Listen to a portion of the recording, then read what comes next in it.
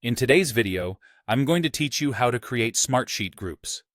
Creating groups in Smartsheet is a streamlined way to manage your team, ensuring collaboration is seamless and organized. Let's dive into the step-by-step process to set up your Smartsheet groups effectively. First things first, we need to access the Admin Center, where all the group management magic happens. Start by clicking on the menu icon, which you can find in the upper left corner of the interface.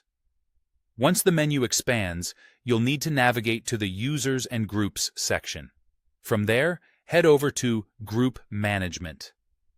This is the space where you'll have control over all your existing groups and also where you'll create new ones.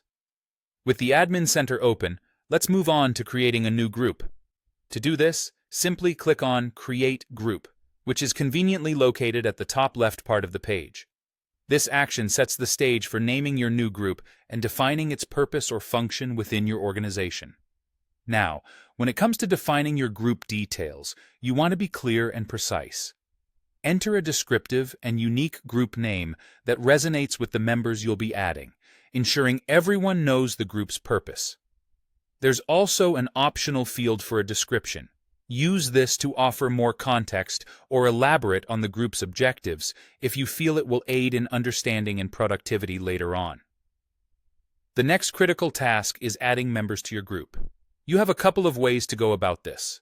For individual additions, you can type usernames directly or key in their email addresses into the member field.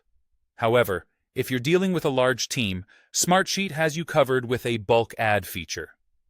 This means you can paste multiple addresses if you have them stored in an Excel sheet or a CSV file, making large group assembly quick and efficient.